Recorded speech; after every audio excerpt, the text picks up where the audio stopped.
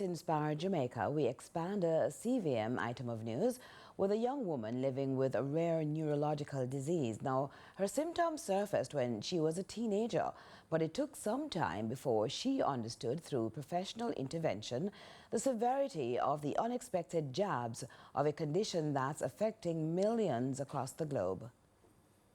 Reach out and touch somebody's hand.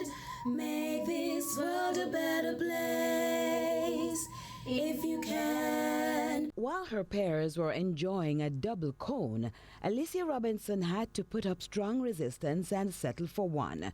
Even though the discomfort she was enduring, such as the one inside her head, was bigger than popping painkillers.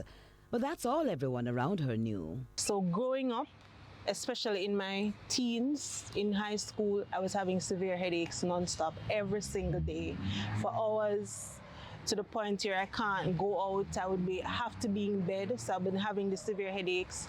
In 2019, my headaches got worse. And then my vision started to deteriorate, where it was difficult for me to even recognize persons. So if persons weren't close up in front of me, I couldn't see you. And I would see glares, but if I know who the person is, I could say, well, that shape is so-and-so. But that's how I used to recognize persons. And then I was in and out of the emergency room because of the severe headache and nausea.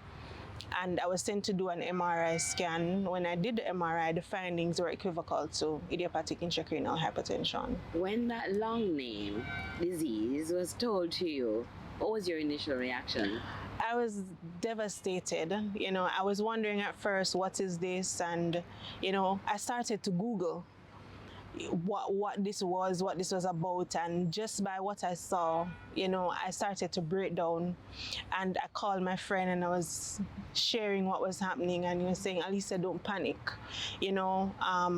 let's talk to the GP and see what the recommendation is. And I couldn't wait to go in the following day because I was at home. I wasn't well. I was at home when I got the report from the MRI office, and I called him, sent him the report, and he told me what was going on. The name idiopathic intracranial hypertension, or IIH, would become so familiar, a part of her. What was your mental well-being, and does that make people go into depression, experience anxiety? It does. For me, I try to remain positive.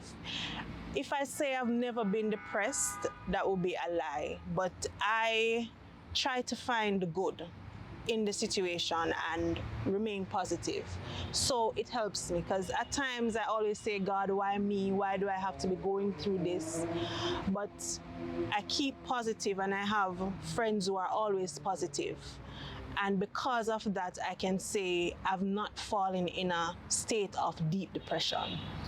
Have you lost anyone or heard of anyone, going to the extreme? Yes. In one of my support groups, I lost a fellow warrior who she found it difficult, and she didn't have a supportive family, and she couldn't afford the treatment.